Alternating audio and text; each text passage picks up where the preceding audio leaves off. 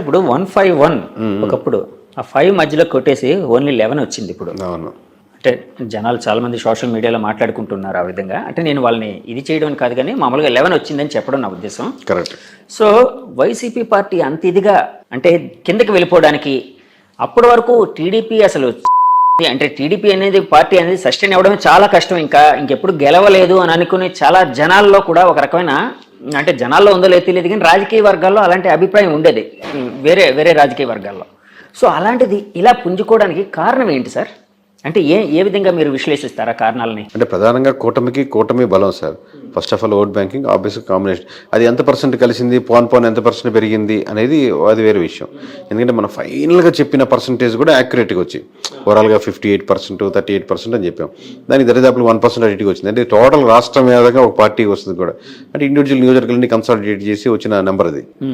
So ఈ percentage ఎలా ఎంత యాక్యురసీగా చెప్పామంటే 1% దీంట్లో తగ్గుద్ది, రోడ్ల వల్ల తగ్గుద్ది, ఇంకో 1% లెక్కర్ వల్ల తగ్గుద్ది, ఇంకో 1% దీనివల్ల తగ్గుద్ది, ఇంకో 1% ఎంప్లాయీస్ వల్ల తగ్గుద్ది, ఇంకో 1% ఎంప్లాయీ కోసం ప్రిపేర్ అయ్యే వాళ్ళ కోసం జరుగుద్ది, ఇంకో 1% ఇక్కడ నుంచి చాలామంది ట్రావెల్ చేసి వాళ్ళు ప్రభావితం చేస్తారు, ఇంకో కొంత పర్సెంట్ 4 to 5% వీళ్ళతో యాడ్ అవుద్ది.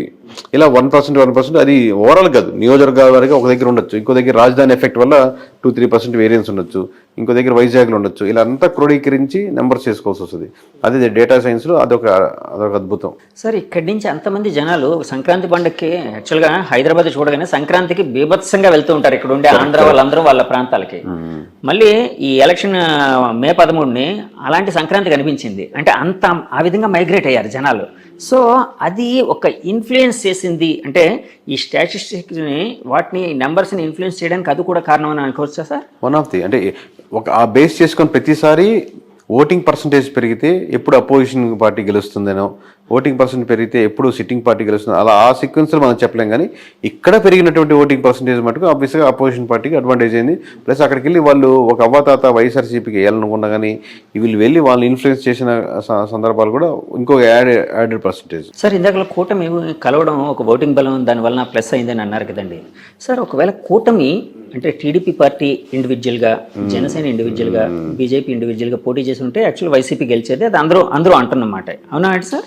Depends sir. అది అప్పుడు అంటే చాలా ఫ్యాక్టర్స్, ఇది హైపోథెటికల్ క్వశ్చన్ కాబట్టి అది ఫర్ సపోజ్ టీడీపీ ఇండివిజువల్గానే ఈసారి మనం ఎవరితో కలవము, మనం ఇండివిజువల్గా వెళ్దాం, ఈసారి ఎందుకు కొట్టడం చేస్తాం, రాష్ట్రం అన్యాయం అయిపోతుంది, ఏదో వాళ్ళు చెప్పాలనుకుని చెప్తారు కదా, అలాంటి ఫేజ్లో వెళ్ళి, అలాగే జనసేన కూడా 175 నియోజకవర్గాలు మనం ఇది ఇండివిజువల్గా పోటీ చేద్దాం, ఇది ఈ క్యాండిడేట్ని నేను ముందుగానే ప్రకటిస్తున్నాను, పలానా రాము గారు ఇక్కడి నుంచి కంటెస్ట్ చేస్తారు, పలానా రవి గారు ఇక్కడి నుంచి కంటెస్ట్ చేస్తారు, లేదా పలానా 50-60 నియోజకవర్గాలే కన్సాలిడేట్ చేద్దాం, మనం మొత్తం వద్దు 50కి 50 కొడదాం అన్న ప్లాన్తో వెళ్తే వేరే రకంగా ఉంటుంది. లేదు 175 పోటీ చేస్తే ఒక రకంగా ఉంటుంది. లేదు లాస్ట్లో పొత్తుల దాకా వచ్చి పొత్తులు సరిగ్గా కుదరలేదు, నువ్వు ఇచ్చేది నేను ఇచ్చేది మాట అనుకుని విడిపోయారు, అప్పుడు వేరే రకంగా ఉంటుంది. ఇలా నెంబర్ ఆఫ్ ఫ్యాక్టర్స్ బట్టి చెప్పినాం. బట్ పొత్తు లేకపోతే మటుకు చాలా నియోజకవర్గాలు టఫ్ ఫైట్ ఇచ్చినది. ఇప్పుడు ఏ సినారియో ఏంటి అనేది ఒక్కొక్క దాంట్లో ఒక్కొక్క అడ్వాంటేజ్ ఉంటుంది. అవునండి. సరే, యాక్చువల్గా పవన్ కళ్యాణ్ గారు అంటే చంద్రబాబు గారు జైలు ఉదంతం జరిగిన తర్వాత పవన్ గారు వెళ్ళి యునానిమస్గా వాళ్ళకి అక్కడ ఒక సపోర్ట్ ఇవ్వడం అనేది ఈ రాజకీయ చిత్రాన్ని మార్చడానికి మెయిన్ కారణం అని భావించచ్చా సార్? ఒక షఫాలజిస్ట్గా భావిస్తారా? అంటే దాని ముందు జరగాల్సిన నష్టాలు జరుగున్నాయండి. ఇప్పుడు 1% అనేది ఇంతకుముందు యాడ్ అయినాయి. రోడ్లు ఆ రోజుతో బాగుపడలాగా, లేకపోతే ఆ రోజు నుంచి రోడ్లు బాగా లేకుండా లేవు కదా, రోడ్లు తీసుకుంది. లేదా ఎంప్లాయీస్ శాతం ఆల్రెడీ పవన్ కళ్యాణ్ కలిసినా కలవకపోయినా ఎంప్లాయీస్ అనేవాళ్ళు నెగిటివిటీ ఉన్నారు. ఇలా ఆల్రెడీ రెడీగా ఉంది. ఆ రెడీగా ఉన్నది కూటమిలో ఎవరికి వెళ్ళాలి, బీజేపీకి వెళ్ళాలా, టీడీపీకి వెళ్ళాలా, జనసేనకి వెళ్ళాలని ఆ తర్వాత మారింది. లేదు ముగ్గురు కూటమే కాబట్టి ఒక పార్టీకి వెళ్తున్నాయి. అసలు ఎవరి కేకే గారు ఎప్పటి నుంచి ఈ రంగంలోకి వచ్చారు? ఇలానే మీ పర్సనల్ లైఫ్ కోసం, మీ ప్రొఫెషనల్ లైఫ్ కోసం తెలుసుకోవాలని చాలా మందికి ఒక ఉత్సుకత అనేది అయితే ఉందండి ప్రపంచవ్యాప్తంగా. సో ఎక్కడ సార్ మీది, ఎక్కడ ప్రాంతం, ఏంటి, ఎప్పటి నుంచి ఈ ఫీల్డ్లోకి వచ్చారు? మా సొంతూరు నెల్లూరు అండి. ఈ సర్వీస్ రాకముందు నేను 8 సంవత్సరాల వరకు సాఫ్ట్వేర్ ఇంజనీర్గా పనిచేశాను. సో దీంట్లో ప్రధానంగా రావడానికి ఒక కారణం ఏంటంటే ఏదైనా పాజిటివ్ పనులు వీళ్ళతో చేపించేదానికి ఆస్కారం ఉంటుంది ఎమ్మెల్యేలతో.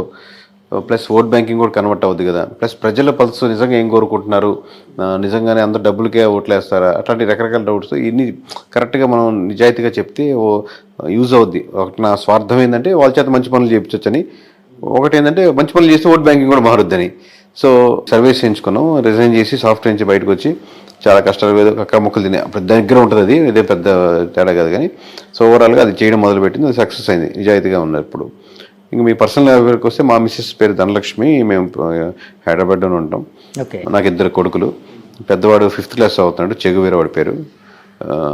రెండోవాడు వచ్చాను, వాడికి 4 years. చెగువీరా అండి? మనం చెగువీర అంటాం, అతను యాక్చువల్ ప్రొనౌన్సియేషన్ చెగువీరా. చెగువర అంటాం, మేము మామూలుగా చెగు అని పిలుస్తాం. అంటే మీకు అంటే ఆ ఇన్ఫ్లుయెన్స్ ఏమైనా ఉందా అంటే అలాంటిది? అతను పవన్ కళ్యాణ్ గారు ఎక్కువ ఇన్ఫ్లుయెన్స్ అయ్యేవారు. చాలా అంటే లేదు సార్, మామూలు కమ్యూనిస్ట్, మా నాన్నగారు కమ్యూనిస్ట్ లీడర్ డిస్ట్రిక్ట్ వైజ్. కొంచెం బుక్స్ చదవడం, లేకపోతే ఒకసారి లాంగ్ బ్యాక్ నేను ఒక బైక్ మీద ట్రావెల్ చేస్తూ ఉన్న ఒక మూవీ ఉండేది, కంప్లీట్ మోటార్ సైకిల్ డైరీస్ అనేది ఉంది కదా, ఆ మూవీ చూశాను. మామూలుగా చూస్తున్నప్పుడు అప్పుడు ఎవరు చెగువేరు నాకేం తెలియదు అప్పటికి.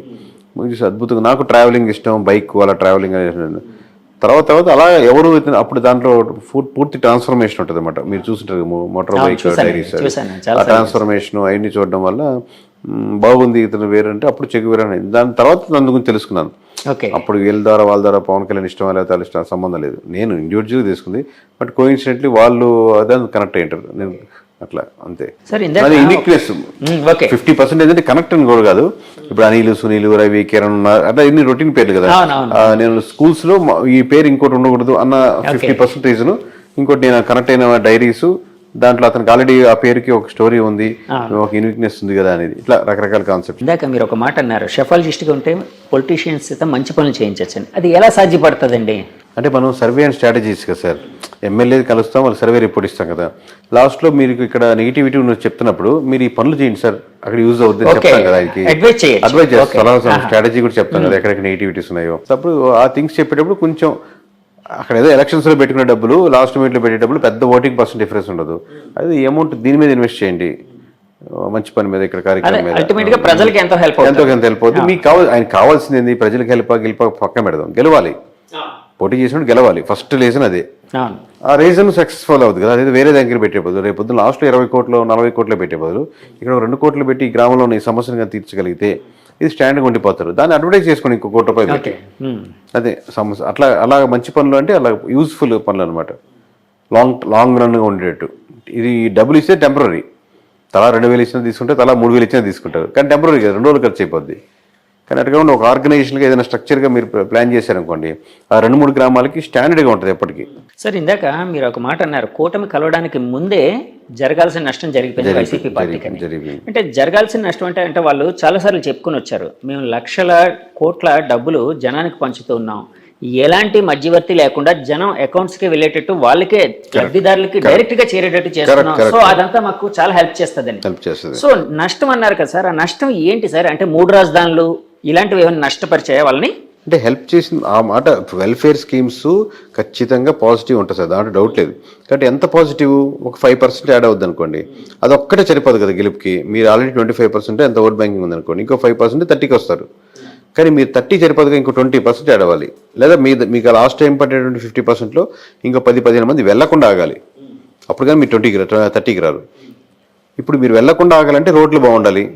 రాజధాని ఇష్యూలో నిజంగా రాజధాని కాకుండా రాజధాని పక్కన పెట్టు, ఇది బాగుంది చూడు అని ఆల్టర్నేటివ్ ఉండాలి. రాజధాని కాన్సెప్టే కాదు, దాన్ని మించిన ఎమోషన్. మీరు ఒక దాంట్లో సఫర్ అవుతున్నారు, నాకు ప్రమోషన్ కావాలంటే ఖచ్చితంగా ప్రమోషన్ ఇవ్వాలండి, శాలరీ పెంచుతాను, ఓకే అంటే ప్రమోషన్ పక్కన పెట్టి మీకు శాలరీ సాటిస్ఫై అయ్యారు. సో ఆ ఎమోషన్ ని కనెక్ట్ చేయడం ఏదో అంతే,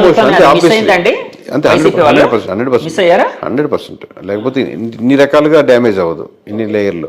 సో ఏ ఎమోషన్ ఎక్కడ మిస్ అవుతున్న దానికి ఆల్టర్నేటివ్గా మీరు ఇంకో ఎమోషన్ యాడ్ చేయగలగాలి. ఆ ఎమోషన్ యాడ్ చేయడంలో మిస్ ఫెయిల్ అయింది.